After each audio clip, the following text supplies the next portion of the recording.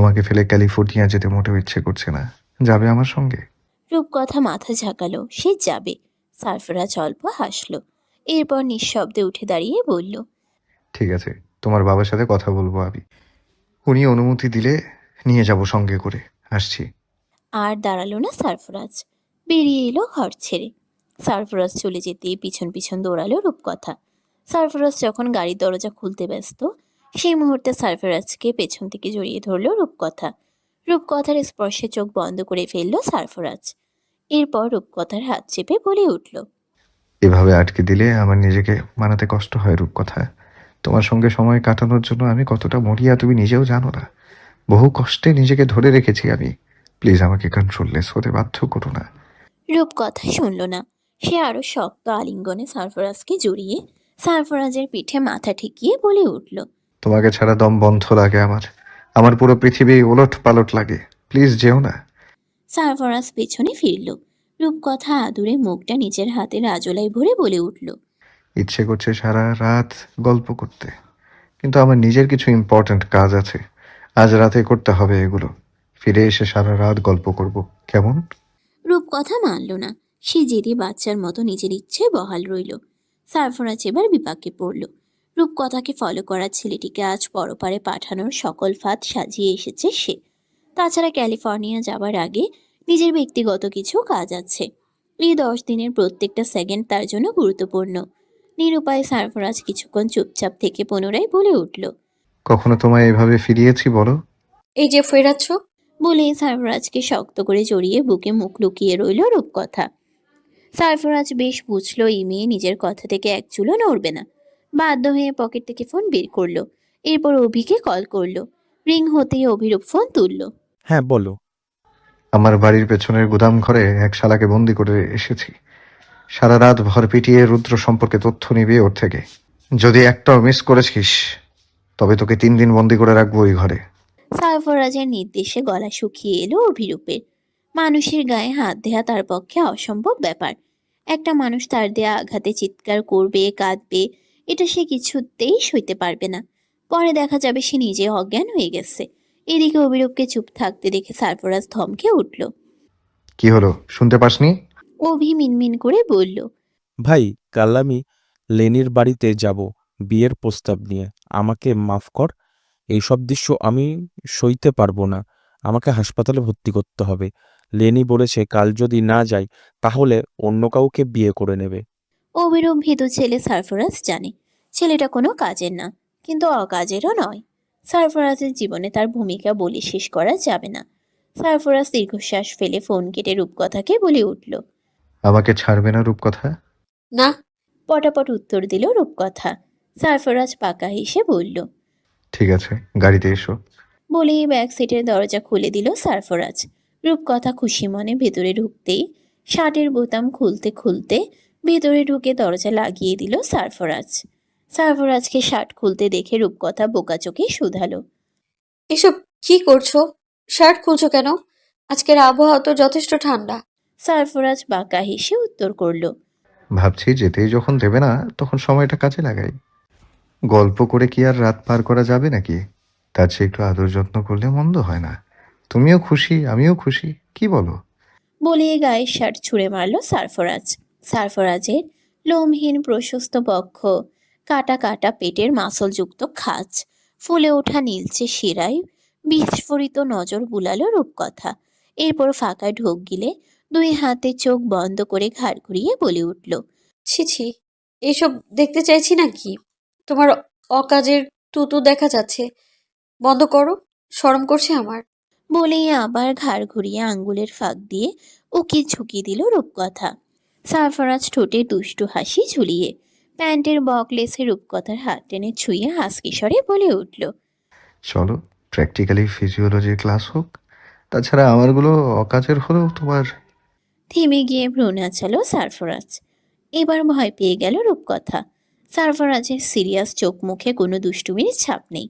ঠোঁট শক্ত, চোয়াল স্থির, চোখের ভাষা এলোমেলো। রূপকথা তড়িৎ নিচের হাত সরিয়ে চেপে বসলো একটু। এরপর আমতা আমতা করে বলে উঠল, আচ্ছা যাও, কাজে যাও। কাল আমার ক্লাস আছে, ঘুমোতে হবে, টায়ার্ড লাগছে। এতক্ষণ তোমায় আটকে রাখা সরে সরি। বলেই সারফরাজের শার্ট টেনে এনে কাপা কাপা হাতে সারফরাজের কাঁধের উপর তুলে দিল। কিন্তু সারফরাজ তাতে একটুও ভরকালো না। সে রূপকথার উপর ঝুঁকে ঠোঁটের অনেকটা কাছে নিজের ঠোঁট এনে ফিসফিস করে বলল, এসব বললে মানবো কেন? চলো না জান, সারা রাত ভালোবাসাবাসির খেলা খেলি। দুদিন পর তো এমনিতেও আমার হয়ে যাবে। দুদিন পর যা আজও তো তাই নাকি? এছাড়া এত ভয় কেন পাচ্ছ? আমি বাঘ না ভাল্লুক? একটুও ব্যথা দেবো না, প্রমিস। রূপকথা সেটে গিয়ে জড়সড় হয়ে বসে কম্পিত গলায় বলে উঠল, ভালো হচ্ছে না কিন্তু সারফরাজ, এবার কিন্তু ভয় পাচ্ছি আমি। তুমি কিন্তু বাড়াবাড়ি করছো, চিৎকার করে বাবা মাকে ডাকবো কিন্তু, আমি বলে দিলাম। সারফরাজ রূপকথার হম্বি থম্বি তোয়াক্কা না করে গলার স্বর নামিয়ে নেশালো চোখে রূপকথার কাঁধ চেপে ধরে বলে উঠল, তোমার গায়ের এই জামাটা বেশ বিরক্ত করছে আমায়। চূড়ান্ত ঈর্ষা জমেছে এই জামার প্রতি আমার। তোমার গায়ে জড়িয়ে থাকার কোনো অধিকার এই জড়বস্তু নেই। তোমার সারা গতরে আজ বিচরণ হবে আমার। রূপকথা আর একদণ্ড বসল না। ভিজ চোখে কম্পিত হাতে দরজা খুলে এক প্রকার লাফিয়ে বাইরে বেরিয়ে এলো। এরপর ঝট করে দরজা লাগিয়ে দৌড় দিল বাড়ির ভেতর। পিছনে সারফরাজকে তাকিয়ে পর্যন্ত দেখল না। রূপকথার যাবার পানে তাকিয়ে হো হো করে হেসে উঠল সারফরাজ। এরপর গায়ের শার্ট পরে বোতাম লাগিয়ে ইঞ্জিন স্টার্ট করতে করতে বলে উঠল, আচ্ছা, জব্দ করা গেছে গাথিটাকে। ন্যালির মুখোমুখি বসে আছে অবিরূপ। পাশে তার মা আর তার ছোট বোন শিউলি আর আমজাদ হায়দার বসে আছে ন্যালির পাশে। প্রথম দেখাতেই অবিরূপকে পছন্দ হয়ে গিয়েছে তাদের। এখন নিজেদের চাহিদা মাফিক মিললেই আমজাদ হাইজার এখন নিজেদের চাহিদা মাফিক মিললেই আমজাদ হায়দার হ্যাঁ না কিছু একটা জানিয়ে দিবেন। নালির চোখে মুখে চূড়ান্ত ভীতির ছাপ। সে রূপকথাকে বেশ অনুরোধ করেছিল আসার জন্য, তাকে সাহস দেবার জন্য, কিন্তু হিংসুটে মেয়েটা আসেনি। অভি চোরা চোখে একবার ন্যালিকে দেখল। ল্যাভেন্ডার রঙের একটা জামদানি পরেছে ন্যালি। ফর্সা শরীরে শাড়িটা যেন জ্বলে উঠেছে। চোখে কালো কাজল, গলায় সোনার ছোট নেকলেস, কানে ঝুমকা, হালকা প্রসাধনী দিয়ে সাজানো নির্মল মুখশ্রী, যেন বেহেস্তের হুর। দুনিয়ার সমস্ত সৌন্দর্য আজ ন্যালির কাছে ফিকে। এই সৌন্দর্য অভিরূপের মরণ নির্ঘাত। সমস্ত নীরবতা ভেঙে আমজাদ হায়দার গলা খাকারি দিলেন। এরপর রয়েশ হয়ে শুধালেন। বর্তমানে কি করছো তুমি? অভি ঠোঁটে হাসি রেখা টেনে ধরে উত্তর করল, আমি ক্যালিফোর্নিয়াতে সফটওয়্যার ইঞ্জিনিয়ার হিসাবে একটি কোম্পানিতে আছি। তাছাড়া আমার ছোট্ট একটা বিজনেস আছে, অবসরে ওইটাই দেখাশোনা করি। অভির চোখ মুখের এক্সপ্রেশন আর সাবলীল স্বরে আমজাদ হায়দার মুগ্ধ হলেন। তিনি আর বাড়তি আলতু ফালতু প্রশ্ন করলেন না। অভিরূপের মাকেও বেশ পছন্দ হয়েছে তার। মহিলা যথেষ্ট মার্জিত আর রুচিশীল। মানুষের চাল চলনই বলে দেয় তাদের ঘরের কালচার ঠিক কি। আমজাদ হায়দার এবার বললেন, আমার মেয়ের থেকে তোমাদের বিষয় সব শুনেছি আমি। তোমার বাবার গতকালের মৃত্যুতে আমি গভীরভাবে শোকাহত। আমার মেয়েকে আমি কখনো কোনো কিছুতে বাধা দেইনি। ওকে আমি সর্বোচ্চ স্বাধীনতা দিয়েছি। আজ পর্যন্ত আমার মেয়ে আমাকে কখনো কষ্ট দেয়নি, কারো কাছে প্রশ্নবিদ্ধ করেনি। আমার মেয়ের পছন্দ মানেই আমার পছন্দ। তোমরা দুজন দুজনকে পছন্দ করো, ভালোবাসো, বেশ ভালো কথা, কিন্তু বাবা আমার একটা অনুরোধ আছে। বলে থামলেন আমজাদ হায়দার। অনুরোধের অনুরোধের কথা শুনে ন্যালি অভি দুজনেই ঘাবড়ে গেল। শিউলি মেয়ের হাত ধরে আশ্বস্ত করলেন। আমজাদ হায়দার অল্প পানি গলায় চালান করে বলে উঠলেন, মেয়েকে ডক্টর বানানোর স্বপ্ন আমার। এই মুহূর্তে বিয়ে হলে সংসারে মনোযোগী হবে সে, পড়াশোনাটাও এভাবে করবে না। তাই যদি নেলিকে কয়েকটা বছর সময় দাও, মানে এমবিবিএস পাস পর্যন্ত, তাহলে আমার স্বপ্নটা পূরণ হতো আর কি। অভির মা মৃদু হেসে বলে উঠলেন, আমাদের কোনো আপত্তি নেই ভাইজান, আপনার কথাকে আমরা সম্মান করি। মেয়ে পড়ুক, অভিও আরেকটু সফল হোক, পরে না হয় পাকা কথা হবে। আমজাদ হায়দার খুশি হলেন। তিনি গদগদ করে বলে উঠলেন, জামাই হিসেবে কিন্তু অভিক 10-এর মধ্যে 10 আমার খুব পছন্দ। তাহলে ওই কথাই রইল, লেলির এমবিবিএস শেষ হলেই ধুমধাম করে মেয়ের বিয়ে তুলে দেব। আমজাদ হায়দারের কথাই অভি সাই জানালো। অভির অনুমতিতে খুশি হয়ে আমজাদ হায়দার বলে উঠলেন, চলো জামাই, তোমাকে ছাদ বাগান ঘুরে দেখাই। সুফিয়ান চৌধুরীর পা চেপে ধরে মেঝেতে গড়াগড়ি খাচ্ছে রূপকথা। তার এক কথা, সে সারফরাজের সাথেই যাবে। এত বড় মেয়ের এমন কাণ্ডে হয়ে শক্ত হয়ে বসে রইলেন সুফিয়ান। মেয়েকে বোঝানোর নানান চেষ্টা করলেন তিনি, কিন্তু অবুঝের মতো সবকিছু মানতে নারাজ এই মেয়ে। শেষমেশ বিরক্ত হয়ে শুধালেন, তোমার কাছে কি মনে হচ্ছে? ক্যালিফোর্নিয়া, ঢাকার ওই পাশে? বাসে উঠলে আর ৮ ঘন্টা পর নেমে গেলে? আমি এত কিছু জানি না, আমি যাব ব্যাস। জেদ করো না রূপকথা। সবকিছুরই একটা সময় থাকে। হুট করে চাইলেই যা কিছু করা যায় না। সপ্তাহখানেক আগেও যদি সারফারাজ বলতো, তা আমি ভেবে দেখতাম। তাছাড়া ভিসা প্রসেসর ও একটা বিষয় আছে। তুমি শুধু টিকিট কেটে দাও, সিট না পেলে টুলে বসে চলে যাব আমি। কোনো সমস্যা নেই আমার। কপাল চাপড়ালেন সুফিয়ান। সত্যিই মেয়েটা নির্বোধ হয়েছে। তার চেয়েও বেশি রাগে ফায়ার হলেন সারফরাজের প্রতি। কি এমন ভালোবাসা ওই ছেলে এই মেয়েকে দিয়েছে, যা সে এই 12 বছরেও দিতে পারেনি? এয়ারপোর্টে বসে আছে সারফরাজ, পাশে ইয়ং লুইস। কিছুক্ষণ পরেই ফ্লাইট। সারফরাজ চেকিংয়ের জন্য উঠে দাঁড়ালো। একে একে লাইন পেরিয়ে চেক ইন, ইমিগ্রেশন আর বোর্ডিং পাস কালেক্ট করে টার্মিনালের প্রবেশের জন্য পা বাড়ালো। রূপকথার জন্য বড্ড মায়া হচ্ছে। মেয়েটা সকালে খুব কেঁদেছে, গত রাতেও সারা রাত কেঁদেছে। সারফরাজ যেন দ্রুত ফিরে আসে এটা নিয়েও করুণ আবদার করেছে, নয়তো তার দু চোখ যেদিকে যায় সেদিকে চলে যাবে।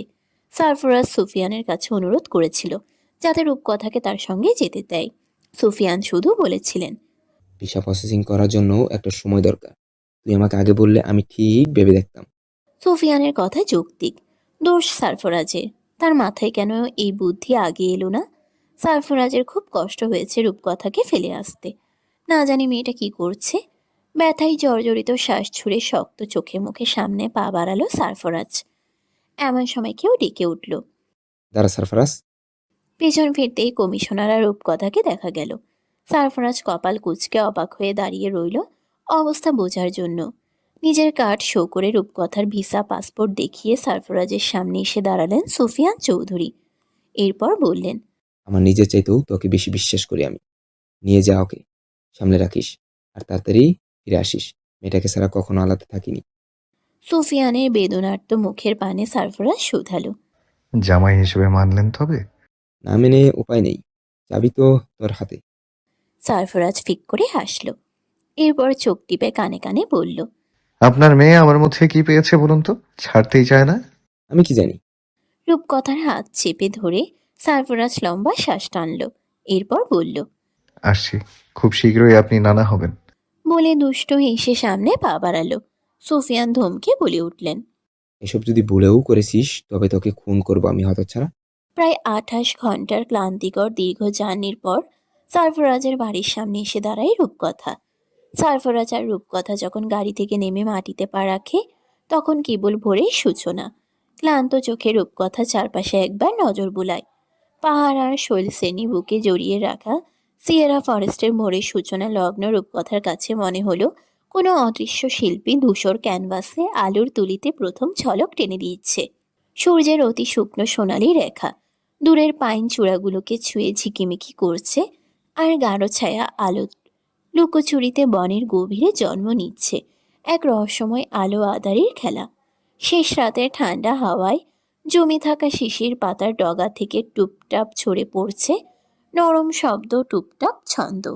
অদূরে পাহাড়ি ঝর্ণার ক্ষীণ গর্জন, কাছেই মরিচারাঙ্গা কাঠঠোকরার একটা ঠক ঠক আওয়াজ, আর মাথার উপর দিয়ে উড়ে যাওয়া বাজ পাখির ডানার ফাঁপা শো শো শব্দ। সব মিলিয়ে একটা গোপন সুর রচনা করছে এই ভোর। রূপকথার মনে হলো এই সুরের ভেতরেই জেগে উঠে সিয়েরার সুবিচার নিশ্ছিদ্র নিস্তব্ধতা। রূপকথার মনে হলো এই সুরের ভেতরেই জেগে উঠে সিয়েরার সুবিশাল নিশ্ছিদ্র নিস্তব্ধতা, যেন বনই এক প্রাচীর দ্বার রক্ষক। তারা ফিসফিস করে রূপকথার কানে কানে বলছে, আজ থেকে নতুন এক গল্প শুরু হোক।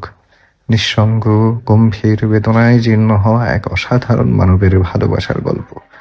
ভোরের রূপে মুগ্ধ হয়ে রূপকথা আরেকটু সামনে এগিয়ে দাঁড়ায়। প্রকৃতির অপার সৌন্দর্যে নিজের চোখ বুঝে লম্বা শ্বাস টানে। মাটির গায়ে ছড়িয়ে ছিটিয়ে থাকা স্যাকোরিয়া আর সুগার পাইনের গন্ধ মৃদু কুয়াশার সঙ্গে মিশে শ্বাসের মধ্যে ঢুকে পড়ছে। আকাশ এখনো হালকা রক্তিম, গভীর বেগুনি থেকে ধীরে ধীরে আর চোখে লাজক গোলাপি, তারপর স্নিগ্ধ কমলা রঙে রূপ নিচ্ছে। সে আলো প্রথমে স্পর্শ করছে উঁচু পাইন গাছের চূড়ার কাপা কাপা ডগাগুলো, তারপর গড়িয়ে নামছে পাথরের ডাল বেয়ে ফার্নের পাতায় আর বুনো জুঁয়ের সাদায়, শেষমেশ মাটির উপর এক অনিন্দ মোহজালের ন্যায়। সূর্য এখনো পুরোপুরি ওঠেনি, তবু পূর্ব দিগন্তে লাল কমলা আলো ছড়িয়ে পড়েছে, আর সে আলো ভেদ করে দেখা যাচ্ছে সামনে সারফরাজের বাড়ি। দোতলা বিশিষ্ট কাঠ আর কাঠের নিমিত্তে এক নিঃশব্দ বিশালতার সাম্রাজ্য, যেটা দেখতে যতটা সুন্দর কিন্তু তার চেয়েও বেশি একাকী প্রাণহীন। গাড়ির ভেতর থেকে রূপকথার লাগেজ নামিয়ে ঘন কুয়াশা ভেদ করে এগিয়ে এলো সারফরাজ। প্রচণ্ড শীতে দাঁতের কপাটে কপাটে বাড়ি খাচ্ছে, কিন্তু রূপকথা নির্বিকার। সারফরাজ দ্রুত পায়ে রূপকথার সামনে দাঁড়িয়ে, নিজের গায়ের কালো লেদার জ্যাকেট রূপকথার গায়ে জড়িয়ে কাপা কণ্ঠস্বরে বলে উঠল। এই হাড্ডিগুলোতে শীত লাগে না? সারফরাজের আকস্মিক গলায় সম্বিত ফিরে পেল রূপকথা। সে চকচকে উচ্ছল চোখে সারফরাজের পানে তাকালো, এরপর চপল গলায় বলল, এমন রাজপ্রাসাদ তুল্য সুন্দর ফরেস্ট হাউসে থাকো তুমি? আমি তো ভাবতেই পারিনি তোমার বাড়ি এত মোহনীয় আর অপার সৌন্দর্যে আবৃত। রূপকথার উত্তেজিত কথায় সারফরাজ অল্প হাসল। এরপর এক ঝটকায় নিজের কোলে তুলে নিল রূপকথাকে। লুইস আর ইয়ংকে ইশারা করতেই দুজন দুপাশ থেকে সদর দরজা মেলে ধরল।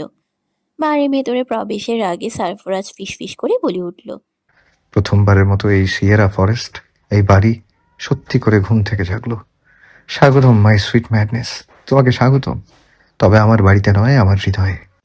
Cause you are not just the queen of my kingdom, you are the queen of my heart's empire too. সারফরাজের আবেশিত কথায় রূপকথা কিছু বলতে পারে না। সে শুধু সারফরাজের নীল চোখ জোড়ায় নজর স্থির রেখে সারফরাজের গলা জড়িয়ে থাকে। রূপকথাকে নিয়ে ড্রয়িং রুমের সোফায় বসায় সারফরাজ। এরপর ফায়ার প্লেসের আগুন জ্বালায়। বিশাল ড্রয়িং রুম, থাই কাচের বাইরের সৌন্দর্য আর সারফরাজের বৃহৎ সাম্রাজ্য সব মিলিয়ে অবাক থেকে অবাকতর করে তোলে রূপকথাকে।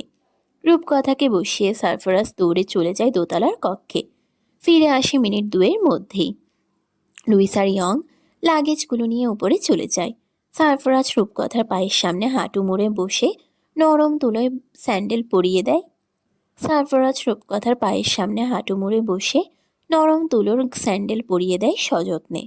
স্যান্ডেল জোড়া একদম রূপকথার পায়ের মাপে। উষ্ণ স্যান্ডেল জোড়ার পানে তাকিয়ে রূপকথা শুধায়, এখানে আরো কোনো মেয়ে মানুষ এসেছিল কখনো?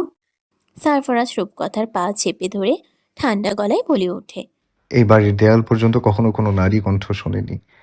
আজই প্রথম কোনো মেয়ে এই বাড়িতে পা রেখেছে। এই বাড়ি প্রাণহীন রূপকথা। আমি চাই তোমার ছোঁয়ায়, তোমার গলার স্বরে, তোমার হাসিতে এই বাড়িতে প্রাণ আসুক। বলে উঠে দাঁড়ালো সারফরাজ। এরপর পকেট থেকে ফোন বের করে ডায়াল করলো কাঙ্ক্ষিত নম্বর। রিং হতেই ঘুম জড়ানো গলায় ফোন তুলল ওপাশের ব্যক্তি। সারফরাজ তাকে কথা বলার সুযোগ না দিয়ে ভারী গলায় নির্দেশ দিল। Devin, bring Angelo hair.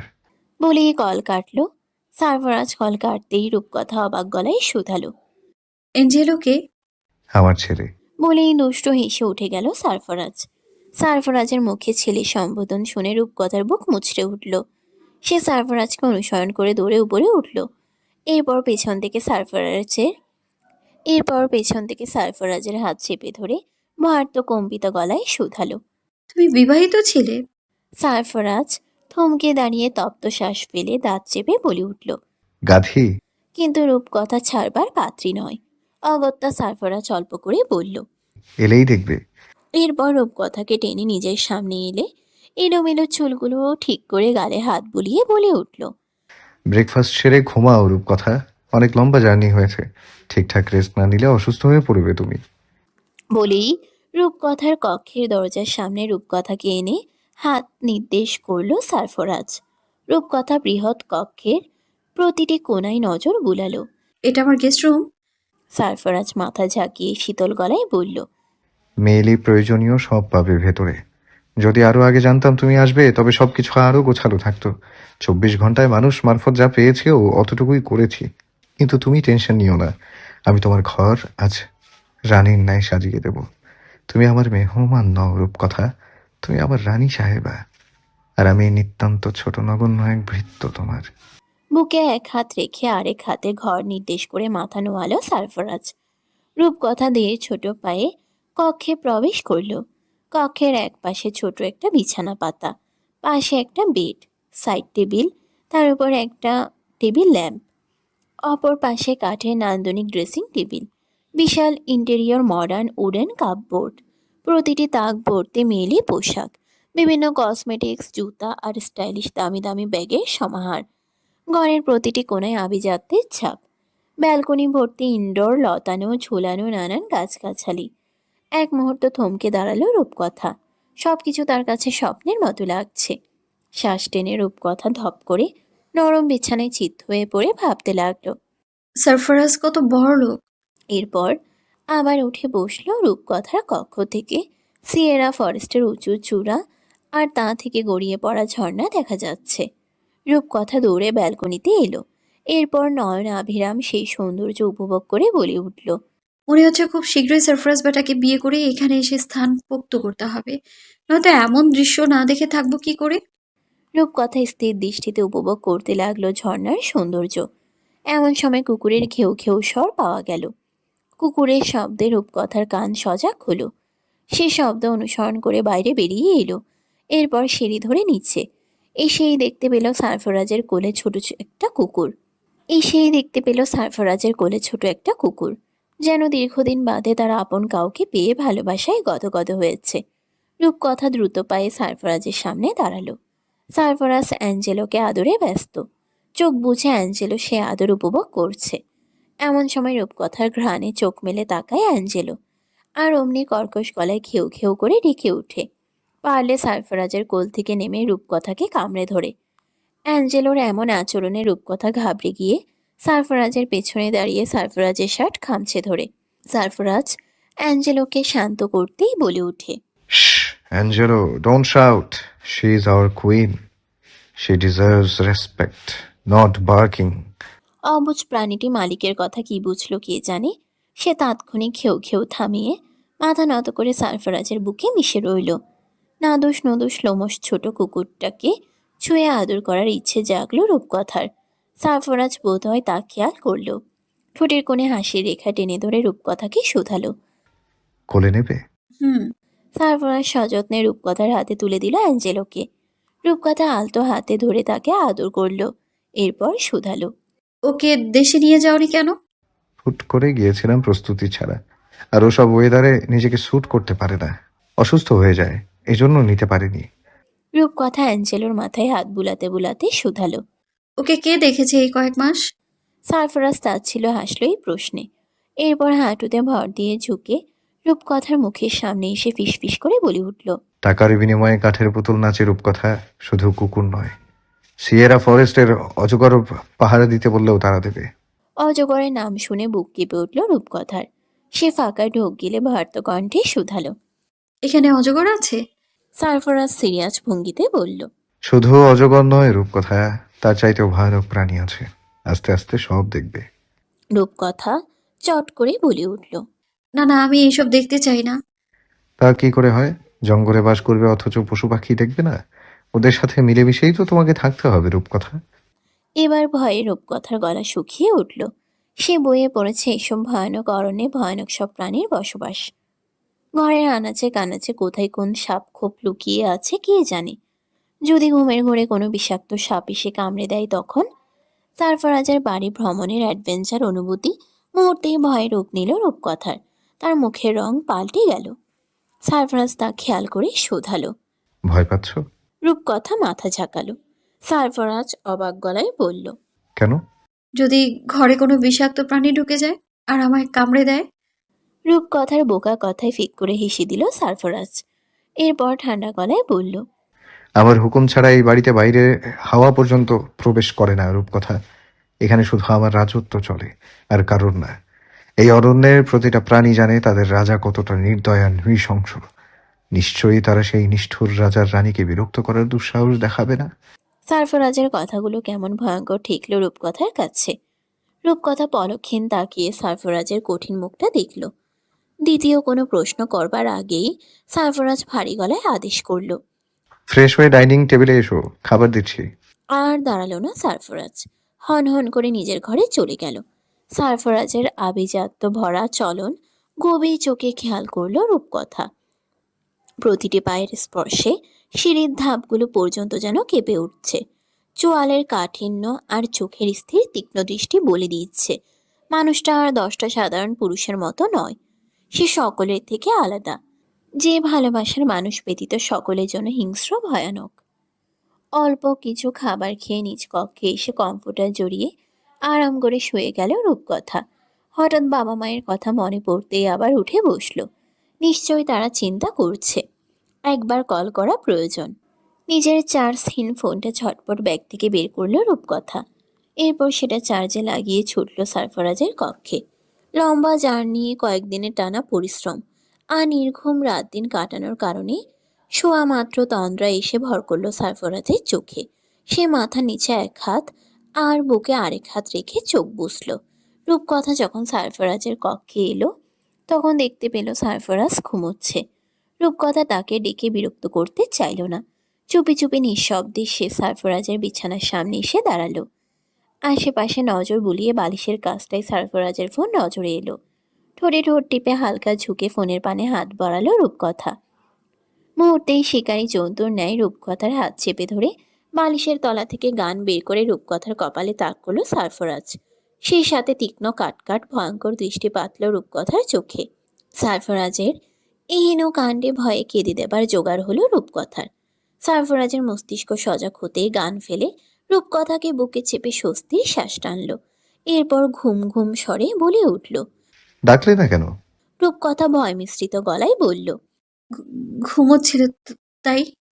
Sarfaraz লম্বা শ্বাস টেনে রূপকথার কপালে চুমু আঁকল। এরপর বলল। কিছু লাগবে? রূপকথা ধীর গলায় বলল। বাড়িতে কল করব। সারফরাজ চোখ বুঝে রূপকথাকে আরেকটু শক্ত করে চেপে ধরে বলল। ওয়াইফাই কানেক্ট করে নাও, পাসওয়ার্ডের জায়গায় তোমার নাম দিলেই হয়ে যাবে। রূপকথা সারফরাজের থেকে নিজেকে ছাড়াতে ছাড়াতে বলে উঠল। ঠিক আছে, ঘুমাও, আমি আসছি। সারফরাজ শুনল না তা। রূপকথাকে আরো শক্ত করে টেনে ধরে নিজের বাহুতে আবদ্ধ করল। এরপর পাশে শুয়ে গায়ের কমফোর্টার দিয়ে পেঁচিয়ে ধরল। রূপকথার গলার ভাঁজে মুখ ডুবিয়ে সারফরাজ বলে উঠল। আমি অনেক ক্লান্ত, পরিশ্রান্ত রূপকথা, প্লিজ একটু ঘুমাতে দাও, প্রচুর ঘুম পাচ্ছে। রূপকথা নড়ল না। সারফরাজের প্রশস্ত বাহুতে ঘাপটি মেরে রইল। সারফরাজ অল্প হেসে উত্তর করল। Good girl. এরপর নিশ্চিন্তে গভীর ঘুমে তলিয়ে গেল। রূপকথার যখন ঘুম ভাঙল তখন আশেপাশের কোথাও সারফরাজকে দেখা গেল না। তন্দ্রা ভাব কাটিয়ে ফ্রেশ ঘুম দিয়ে উঠে বসলো রূপকথা। খিদে পেট জ্বলে যাচ্ছে। প্লেট ভর্তি ডাল, লেবু আর ঝাল ঝাল আলু ভর্তা দিয়ে ভাত খেতে ইচ্ছে করছে। সকালের অল্প স্প্যাগেটি আর স্যান্ডউইচ পেটের তলানিতে কখন বিলীন হয়েছে তার হিসেব আছে নাকি? বিছানা থেকে নেমে উঠে দাঁড়ালো রূপকথা। গায়ে এখনো দুদিন আগের পোশাক চেঞ্জ করা প্রয়োজন। ক্লান্ত গায়ে নিজের রুমে এলো ক্লান্ত পায়ে নিজের রুমে এলো রূপকথা। এরপর ঝটপট লাগেজ থেকে কাপড় বের করে কাঁচের দরজা ঠেলে ওয়াশরুমে ঢুকলো। প্রকৃতির সান্নিধ্যে মনোরম দৃশ্য উপভোগ করতে করতে স্নান সেরে মাথায় টাওয়েল পেঁচিয়ে বেরিয়ে এলো রূপকথা। এরপর ড্রেসিং ক্যাবিনেটের সামনে দাঁড়িয়ে টুলে বসে চুল মুছে হেয়ার ড্রায়ার দিয়ে শুকিয়ে নিল। এরপর মুখে হালকা পাতলা ক্রিম প্রসাধনী মেখে চুলগুলো কাঁধের দুপাশে ফেলে হাত ঘষতে ঘষতে বেরিয়ে এলো ড্রয়িং রুমে। এসে দেখতে পেল ওপেন কিচেনে আটঘাট বেঁধে গায়ে কিচেন অ্যাপ্রন জড়িয়ে পারদর্শী শেফের ন্যায় কিছু রান্না করছে সারফরাজ। হাত মুখের এক্সপ্রেশনে মনে হচ্ছে রাঁধুনির হাত বড্ড পাকা। দ্রুত পা চালিয়ে কিচেনের সাথে লাগোয়া উঁচু চেয়ার টেবিলটায় বসলো রূপকথা। এরপর ছোট বাচ্চা ন্যায় ঠোঁট উল্টে বলে উঠল। খিদে পেয়েছে, খাবার দাও। রূপকথার গলায় সামনে তাকালো সারফরাজ। লম্বা ঘুমের কারণে মেয়েটির চোখ মুখ ফুলে আছে, দেখতে গোলুমোলু লাগছে। রূপকথার স্নিগ্ধ সৌন্দর্যে লক্ষ্যচ্যুত হলো সারফরাজ। মুহূর্তেই উত্তপ্ত তেল এসে লাগলো হাতে। সটকে দাঁড়িয়ে হাত ছেড়ে মৃদু আর্তনাদ করে উঠল সারফরাজ। হুড়মুড়িয়ে টেবিল থেকে নেমে দৌড়ে গেল রূপকথা। চুলা বন্ধ করে সারফরাজের হাত বেসিনের কলে লাগিয়ে পানি ছেড়ে দিল। এরপর ব্যস্ত গলায় বলল। একটু সাবধানে কাজ করবে না? ইস, কতখানি পুড়ে গেল। সারফরাজ খোর লাগানো গলায় বললে উঠল। এমন সৌন্দর্য দর্শনে আমি প্রতিদিন নিজেকে পোড়াতে চাই রূপকথা। এই সৌন্দর্য আমার পাপের দেয়াল ধসে দেয় একটু একটু করে। পাপী পুরুষ থেকে আমি হই সাধু পুরুষ। পুড়ে পুড়ে যদি পাপ মুক্ত হওয়া যায় তবে ক্ষতি কোথায়? পায়ের উপর পা তুলে নিজের থ্রোন চেয়ারে রাজকীয় ভঙ্গিতে বসে আছে সারফরাজ। কোলে তার মাস 6 ছেলে বসে বসে আঙ্গুল চুষছে। পরম যত্নে ছেলেকে কোলে নিয়ে সামনে বসা গ্যাংদের উদ্দেশ্যে জ্ঞানের বয়ান ঝাড়ছে সারফরাজ। পাশেই আলু থালু রূপকথা, চুল নয় যেন পাখির বাসা, চোখের নিচে গাদা গাদা কালি, শীর্ণ হাত পা, কঙ্কালসার দেহ থেকে খুলে পড়ছে গায়ের জামা। করুণ শুকনো মুখখানি দেখে মনে হচ্ছে বাপ ছেলের অত্যাচারে প্রাণ যায় যায় অবস্থা। কয়েক পল গড়াতেই ভঙ্গ হলো সারফরাজের জ্ঞানের আসর। আগত মানুষজন চলে যেতেই রূপকথাকে কাছে টেনে নিল সারফরাজ। তুলতুলে ফর্সা গোল আলুর মতো দেখতে ছেলেটাকে পটাপট চুমু এঁকে রূপকথার উদ্দেশ্যে সারফরাজ বলে উঠল,